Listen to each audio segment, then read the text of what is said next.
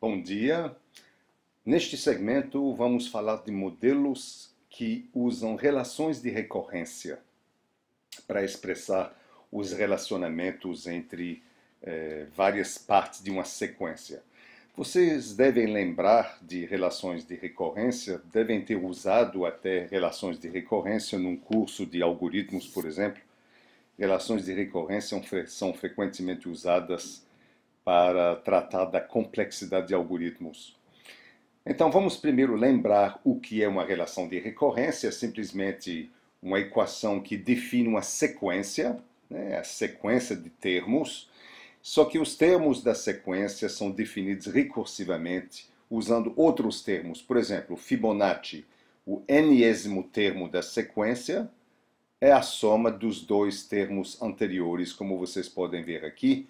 E para iniciar a sequência, colocamos valores iniciais f0 igual a 0, f1 igual a 1.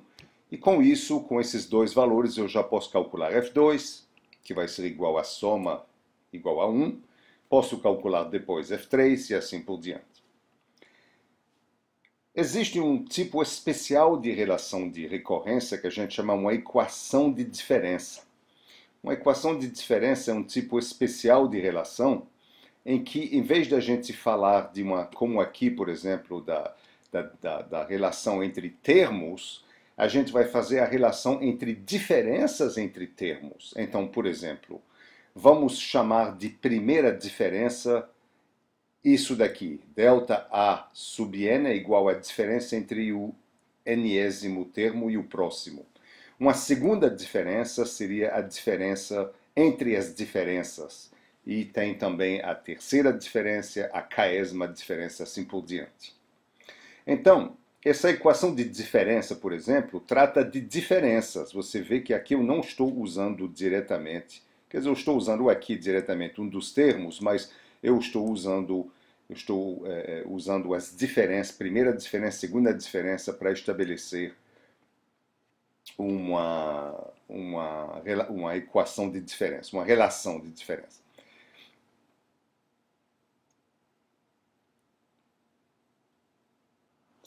Eu estou vendo aqui que está faltando aqui à direita um igual a zero. Eu deveria ter aqui depois do 7an igual a zero.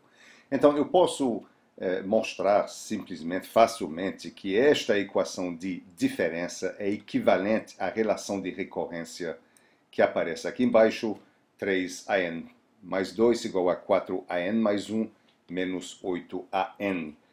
Então, você pode tanto falar de relações de recorrência ou de equações de diferença. Tem até gente que fala que usa apenas o termo equação de diferença, mesmo quando se fala de relação de recorrência. Os dois termos são usados praticamente de forma intercambiável. Tem outros exemplos famosos, por exemplo, além de Fibonacci, que é muito famoso, tem um mapa logístico que é muito famoso, que é esta equação aqui de diferença, essa relação de recorrência. E isso nos leva para o assunto de solucionar a relação. Quando a gente fala de solucionar uma relação de recorrência, a gente está querendo achar uma forma fechada, uma equação que significa uma representação não recursiva em função de n. Muito bem. Como é que a gente faz para solucionar? Tem várias formas. A gente pode fazer por iteração, inspeção, por chute, né? Que seria, na realidade, o método indutivo para achar uma solução.